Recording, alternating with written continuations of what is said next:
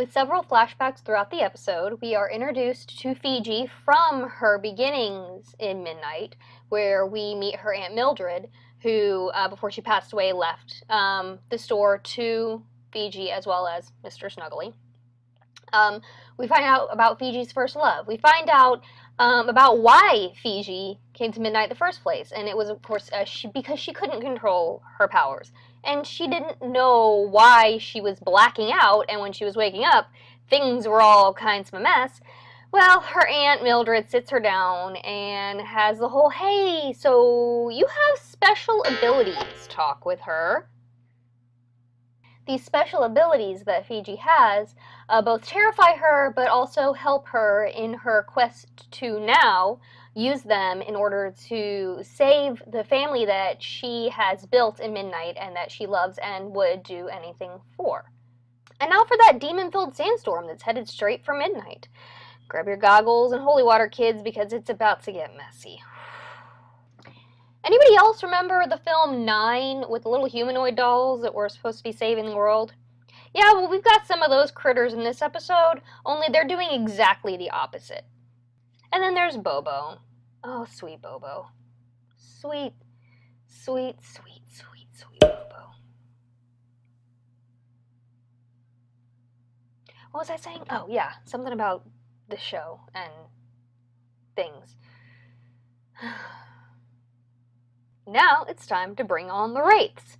Yes, see, that sandstorm's not only full of the little guys from 9, but it's also full of wraiths. And anybody who knows anything about sci-fi knows that wraiths are never good news. I mean, their name alone pretty much, signifies, hey, bad things are going to happen because I'm here now. Well, I mean, Lord of the Rings, the wraiths. We didn't want those guys. The Flash, the Time Wraiths. We don't like those guys. They never bring anything good with them. Well, don't expect that to be any different on this episode of Midnight Texas, because the sandstorm full of wraiths is there to do exactly what you would expect it's there to do.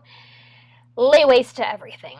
It is in this sandstorm full of wraiths and angry, angry bad things that Coconut makes his debut.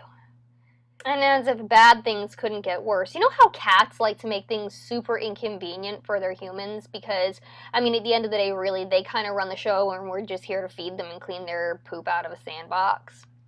Well, in their attempt to escape the sandstorm and Midnight and get as far away from this mess as possible so they can figure out what's going on with it, Mr. Snuggly decides, oh, hey, I'm just going to go hide and make it very inconvenient for the people. It's a good thing Manfred is a rather decent cat wrangler. It's also a good thing that Creek, who he sent away at the beginning of the episode to keep herself safe, decided not to listen to him and to come back to Midnight, because just as he's running out of Fiji's house with Cat in carrier, Creek pulls up, and then they all get together, and the Midnighters caravan starts its convoy. So in these flashbacks of Fiji's, we are actually introduced to her first true love, Jeremy. Now initially I'm like, okay, what's this Jeremy Cat story? Because everybody in Midnight's like something, right? Turns out he's actually a perfectly normal human being who, having grown up in Midnight, is totally unfazed by the fact that she's a witch. In fact, he's like, hey, it's cool. It's like, I mean, a were-tiger, gives me communion every Sunday or whatever, so, I mean, it's whatever. Actually, I don't think that the Midnighters know that the Reverend is a were-tiger, but, I mean, who knows? I don't know their stories. I don't live with them. Anyway, so of course, after a couple flashbacks, you start kind of wondering, okay, what's this guy's story? Well, I'm going to tell you in a minute. Okay, I'm not going to tell you his whole story because I want you to watch the episode, but I'm going to make hints at his story. So guess what you can't do?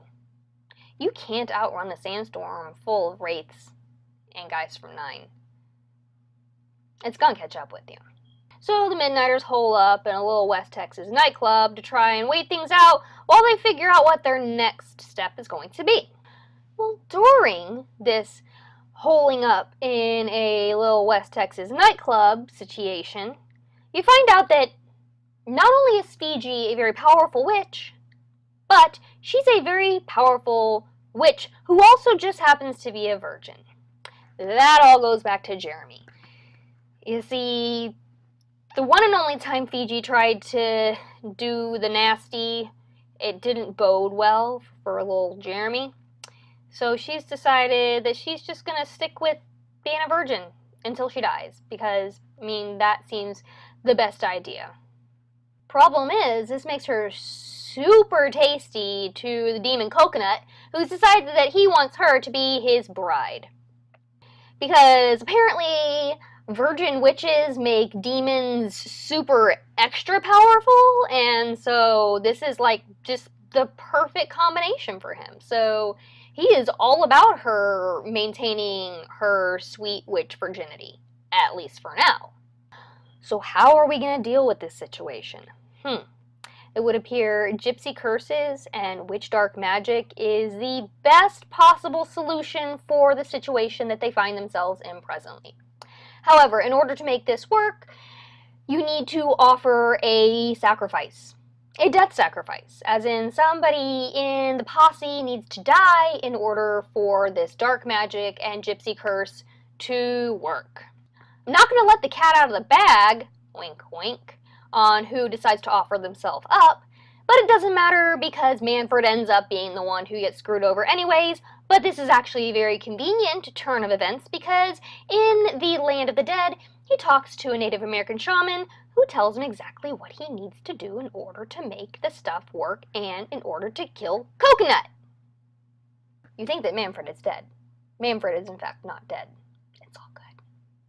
But back to that humanoid guy, the 9 character with the gauze and the glasses. So I have my suspicions on who I thought he might be, and I was correct, but I'm not going to tell you because I want you to watch the episode. But I was correct in my deduction that these guys are totally not like the characters from the film 9 who are trying to save the planet, because this guy is most absolutely not trying to save the planet. In fact, he is really, really, really, really hell-bent on helping Coconut. In order to save her family, Fiji is willing to make the ultimate sacrifice. The thing is, he needs her to be a virgin, right? Well, you're going to find out in the next episode exactly how that all goes down. So don't forget to tune into my next episode and find out. Will Fiji maintain her sweet witch virginity? Will the Midnighters be able to save us all from Coconut? Who knows? I know, because I've seen the episode. So you guys need to tune into my next episode of Dolly Debauchery's Super Creepy Horror Show, which will be outlining the entire finale episode of the first season of Midnight Texas.